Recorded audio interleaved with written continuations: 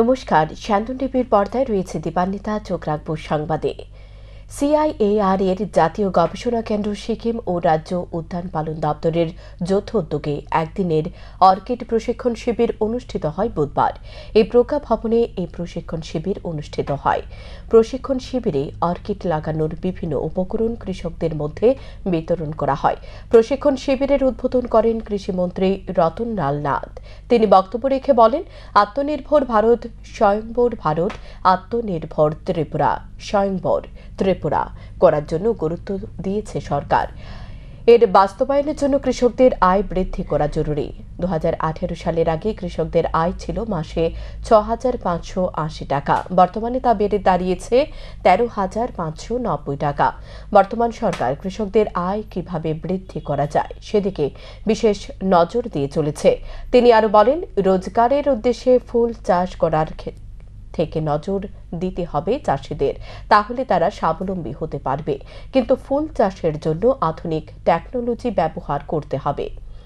পুরনো কায়দায় ফুল চাষ করতে গেলে চাষিরা স্বাবলম্বী হতে পারবে না। সুতরাং আধুনিক পদ্ধতি কাজে লাগিয়ে ফুল চাষ করার জন্য উদ্যোগ নিতে হবে। আধুনিক পদ্ধতিতে ফুল চাষের জন্য ফুল চাষিরা প্রয়োজনে কৃষি দপ্তরের গবেষক, কৃষক বন্ধু সেন্টার সহ কর্মীদের কাছ থেকে পরামর্শ নিতে পারে। তাহলে ফুল চাষে স্বয়ংবর হয়ে উঠবে ত্রিপুরা। মন্ত্রী আরো বলেন, বিগত দিনে তুলনায় ফুল চাষে চাষিরা অনেক বেশি উৎসাহিত হয়েছে।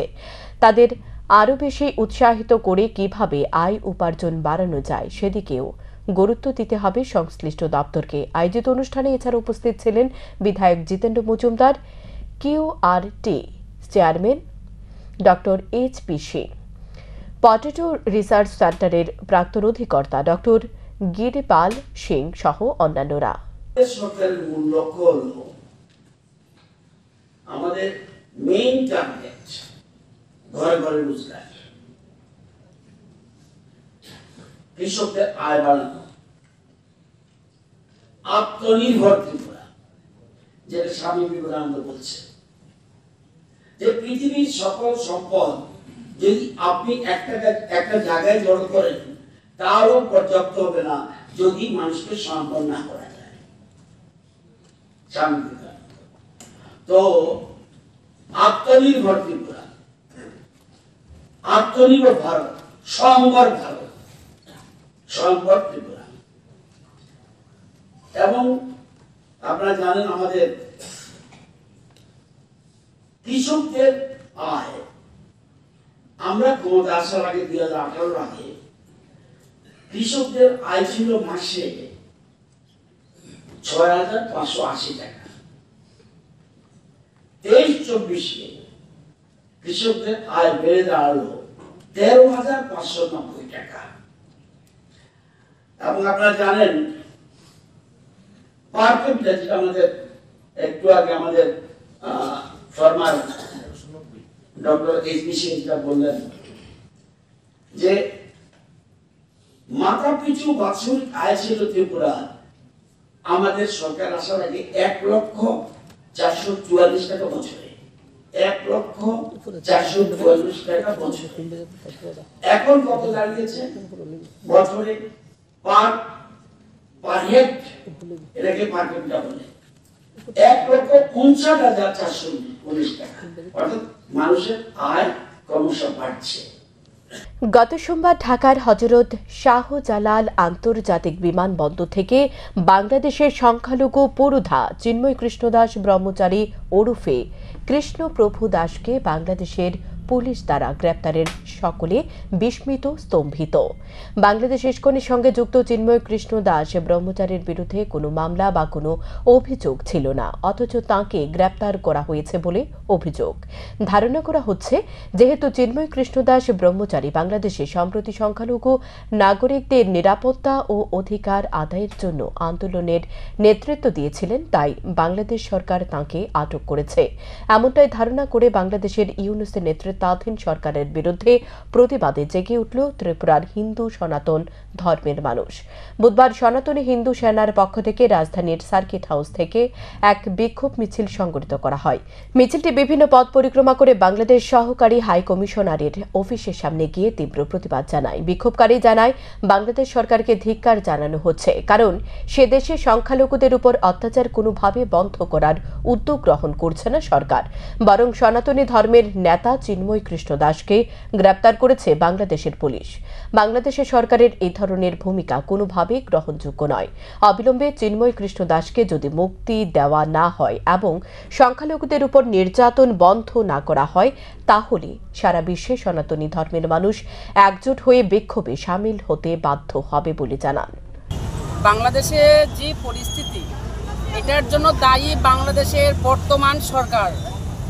আমি খুবই নিন্দা জানাই এরকম ঘটনার উপরে, যারা এই রকম ইসকনের উপর এবং বাংলাদেশের সনাতনীদের উপর বারবার হামলা হচ্ছে, বারবার উৎপীড়িত হচ্ছে বাংলাদেশের হিন্দুরা। এটা কখনো মেনে নেওয়া যায় না। আজকে দেখুন সারা পৃথিবী জুড়ে ইসকনের কেমন প্রচার, আপনারা সবাই নিজে ভালো করে জানেন। আজকে দেখুন সবার হাতে স্মার্টফোন আছে, যে দিন আনে দিন খায়, তার হাতে স্মার্টফোন আছে, সবাই জানে ইসকনের ব্যাপারে।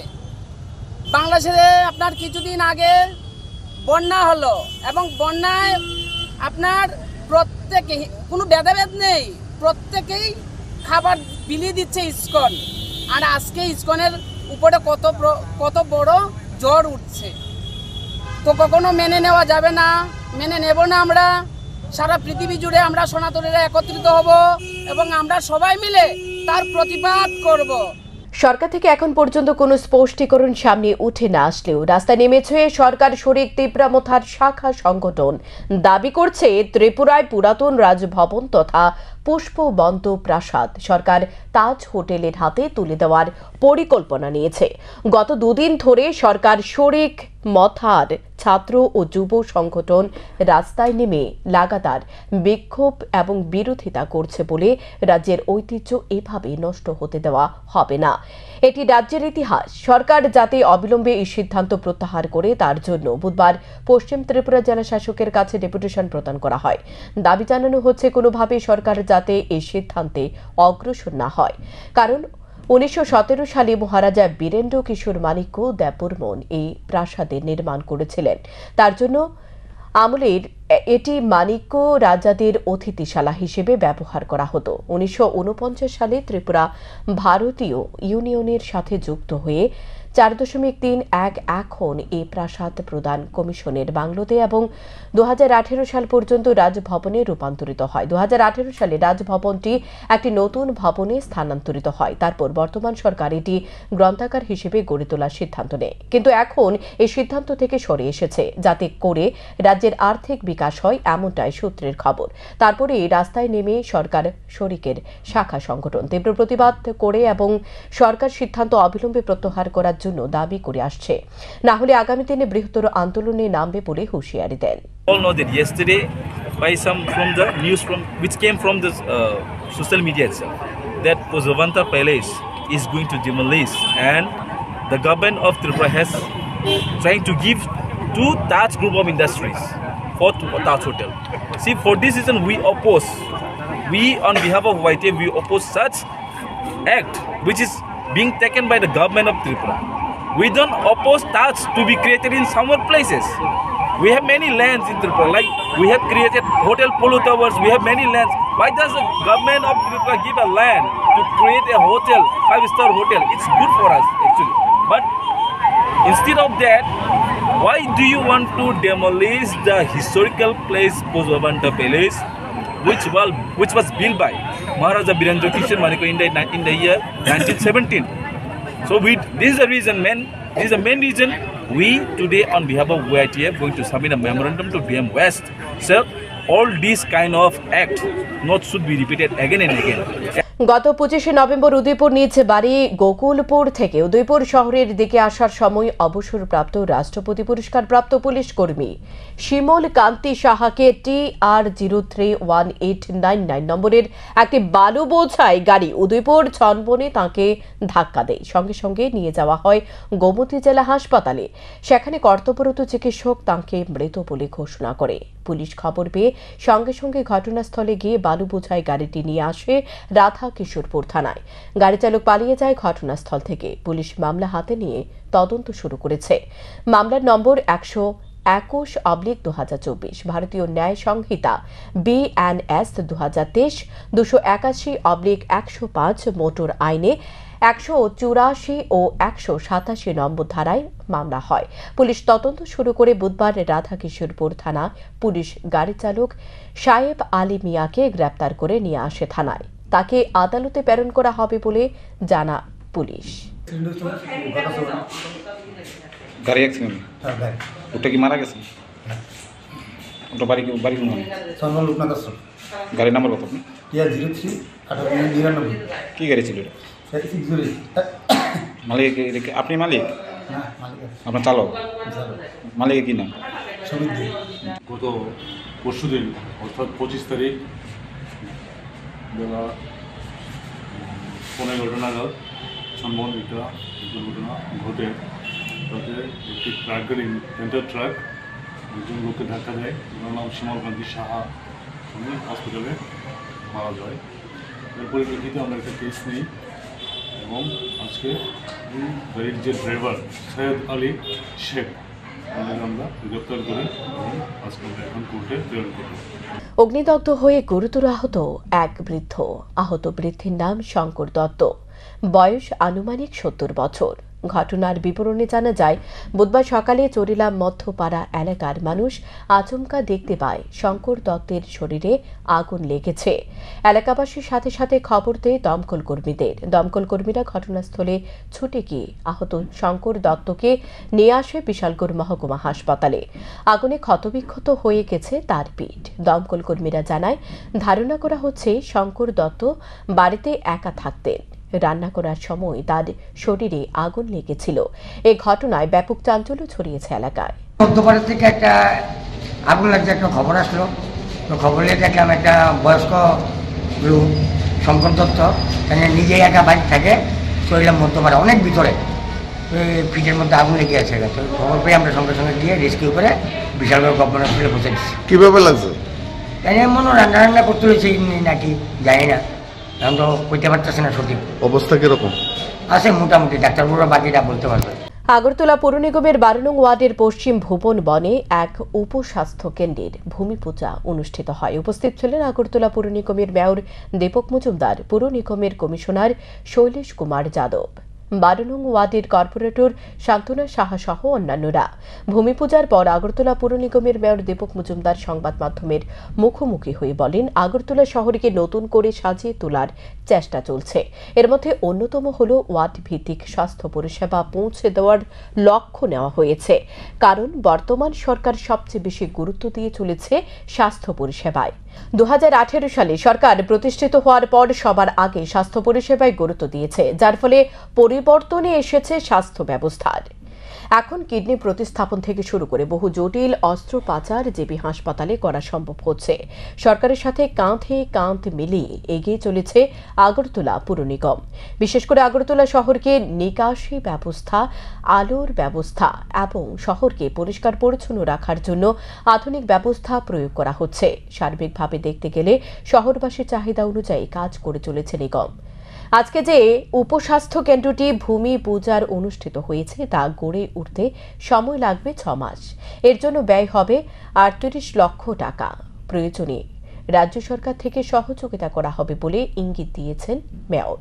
পৌর নিগমের 12 নম্বর ওয়ার্ডে পৌর নিগমের সহযোগিতায় আমাদের আয়ুষ্মান উদ্যোগে হেলথ ওয়েলনেস সেন্টারে আনুষ্ঠানিক মাঙ্গলিক অনুষ্ঠানের মাধ্যমে আজকে ভূমি পুজো হয়েছে। কিছুদিনের মধ্যে এখন কাজ শুরু হবে। আমার বিশ্বাস এবং প্রত্যাশা আমাদের রাজ্য সরকার সারা রাজ্যব্যাপী স্বাস্থ্য পরিষেবার ক্ষেত্রে জনগণের স্বাস্থ্য পরিষেবা পৌঁছে দেওয়ার ক্ষেত্রে বিভিন্ন সরকারি বেসরকারি হসপিটাল যেমন আছে, পাশাপাশি ওয়ার্ড ভিত্তিক কিছু কিছু জায়গাতে আমাদের যেখানে জায়গা পাওয়া যাচ্ছে প্রায় 56টা এরকম হেলথ সেন্টার এই আগরতলা শহরে আছে, এমসি এরিয়া বিভিন্ন বেসরকারি পরিচালনায় স্বাস্থ্য দপ্তরের এবং আগরতলা পৌর নিগমের যৌথ সহযোগিতায় কাজগুলি করে যাচ্ছে। উদ্দেশ্য একটি হচ্ছে ওয়ার্ডে যারা বসবাস করে তাদেরকে স্বাস্থ্য পরিষেবা প্রদান করার ক্ষেত্রে যাতে সমস্ত সুযোগগুলি তারা পায়। সেক্ষেত্রে আজকে 12 নম্বর ওয়ার্ডে আমাদের যিনি কর্পোরেটর শান্তনু সাহার বিশেষ উদ্যোগে আমি বলব এটা আজকে মাঙ্গলিক অনুষ্ঠান হয়েছে। সারা দেশ জুড়ে বাল্যবিবাহ মুক্ত ভারত অভিযান শুরু হয়েছে। বুধবার ত্রিপুরা মহিলা কমিশনের উদ্যোগে রাজ্যে এক সচেতনমূলক কর্মসূচি পালন করা হয়।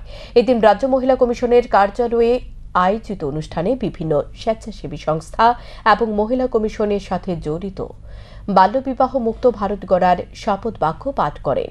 উপস্থিত ছিলেন মহিলা কমিশনের চেয়ারপারসন ঝর্ণা দেববর্মা।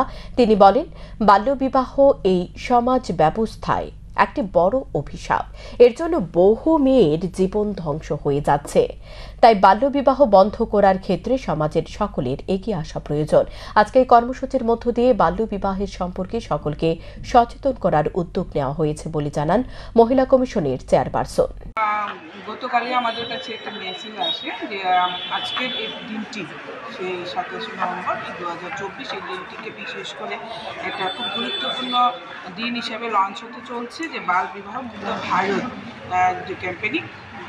এই দিনটিতে আজকে আমাদের ministry of women and child department যে আছে ওনারা আজকের এই দিনটি বিশেষভাবে উদযাপন করছেন এবং দিল্লিতে সেটার উপরে অনেক কার্যক্রম চলছে। আমাদের কাছে সেই বার্তা আসে এবং আমাদের জাতীয় মহিলা কমিশন থেকেও সেই বার্তাটা আসে আজকের দিনটাতে যেন আমরা সবাই মিলে বাল্য বিবাহ মুক্ত ভারত গঠন করার জন্য। কারণ আমরা ত্রিপুরা তো দেখতে পাচ্ছি বাল্য বিবাহ আমাদের জীবনে একটা অভিশাপ বলতে পারবো, আমাদের সামাজিক জীবনে একটা অভিশাপ। কারণ বাল্য বিবাহ যদি আমরা না বন্ধ করতে পারি তাহলে অনেক মেয়েদের জীবন ধ্বংস হয়ে যাবে। তাই আমাদের সবারই উচিত এই বিশেষ দিনটিকে উদযাপন করা। রাজ্যে প্রথমবার অনুষ্ঠিত হতে চলেছে north east industry trade fair. গত 29 নভেম্বর থেকে আগরতলা শহরের শিশু উদ্যান প্রাঙ্গণে এই মেলা শুরু হবে। আগামী 9 ডিসেম্বর পর্যন্ত এই মেলা শিশু উদ্যানে চলবে। বুধবার মেলা প্রাঙ্গণে সাংবাদিক সম্মেলন করে এই কথা জানিয়েছেন ত্রিপুরা ইন্ডাস্ট্রি ওনার্স অ্যাসোসিয়েশনের সাধারণ সম্পাদক প্রাণ গোপাল সাহা। ইউনিভার্সাল অ্যাডভাইসমেন্ট সংস্থার অধিকর্তা অ্যান আই চৌধুরী আরও বলেন, প্রথমবার রাজ্যে এই ধরনের মেলার আয়োজন করা হয়েছে। উত্তর পূর্বাঞ্চলের বিভিন্ন রাজ্য থেকে স্টল দেওয়া হবে। থেকে আমাদের আগরতলা চিলড্রেন পার্কে প্রথমবার first north east industry and trade fair শুরু হয়েছে। আমাদের ত্রিপুরা ইন্ডাস্ট্রি ওনার্স অ্যাসোসিয়েশন আমরা অনেকদিন যাবৎ চেষ্টা করছিলাম যে একটা কমন প্ল্যাটফর্ম তৈরি করার জন্য, যেখানে আমাদের নর্থ ইস্টের বিভিন্ন প্রোডাক্ট, ত্রিপুরাতে যে প্রোডাক্টগুলি হয় সেই প্রোডাক্টগুলি হয়তো গুয়াহাটির লোক জানে না, গুয়াহাটিতে যে প্রোডাক্টগুলি হয় সেটা হয়তো মিজোরাম জানে না, সেরকম ত্রিপুরার যে প্রোডাক্টগুলি আছে সেগুলি একটা প্ল্যাটফর্মে প্রোডাকশান যারা করে সেগুলিকে একটা প্ল্যাটফর্মে কমন প্ল্যাটফর্মে আনার জন্যে সেই চেষ্টাকে আমরা বাস্তবায়িত করার জন্যে আমরা ইউনিভার্সাল এক্সপোকে আমরা অ্যাডভার্টাইজমেন্ট এজেন্সিকে আমরা রিকোয়েস্ট করি। তারা আমাদের রিকোয়েস্টকে সাড়া দেন এবং প্রথমবার আমাদের এই ত্রিপুরাতে ইন্ডাস্ট্রি ফেয়ার শুরু হয়েছে। 9 দফা দাবির ভিত্তিতে কদমতলা সমষ্টি উন্নয়ন আধিকারিক সঞ্জীব দেবনাথ এর নিকট প্রতিনিধিমূলক ডেপুটেশন প্রদান করা হয়। মূলত বিষ্ণুপুর গ্রাম পঞ্চায়েতটি কদমতলা ব্লকের অন্তর্ভুক্ত হওয়ায় বাগবাসা ব্লক কংগ্রেসের উদ্যোগে কদমতলায় এ প্রতিনিধিমূলক ডেপুটেশন। উল্লেখ্য, বিষ্ণুপুর গ্রাম পঞ্চায়েতটি বর্তমানে শাসক দল পরিচালিত, তবে 2 জন পঞ্চায়েত সদস্য রয়েছেন কংগ্রেস দলের। অভিযোগে 2 জন পঞ্চায়েত সদস্যদের কোনো কিছু না জানিয়ে নিজেদের মর্জি মাফিক কাজ করে যাচ্ছেন শাসক দলীয় পঞ্চায়েত জনপ্রতিনিধিরা। এদিকে তাদের 9 দফা দাবিগুলির মধ্যে উল্লেখযোগ্য ছিল সরকারের দেওয়া প্রতিশ্রুতি অনুযায়ী এনরেগার কাজ সারা বছর করতে হবে, সাথে শ্রমিকদের মজুরি বৃদ্ধি করতে হবে। বিগত দুর্গাপুজোর পূর্বে কাজে নিযুক্ত 10 জন শ্রমিকের কাজের টাকা এখনো পর্যন্ত মিটিয়ে দেওয়া হয়নি, তাই অবিলম্বে সে 10 জন শ্রমিকের মজুরি প্রদান করতে হবে।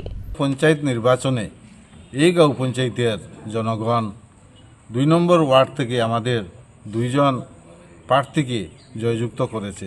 ভারতীয় জাতীয় কংগ্রেসের ক্যান্ডিডেট হিসেবে তাদেরকে মনোনীত করা হয়েছে।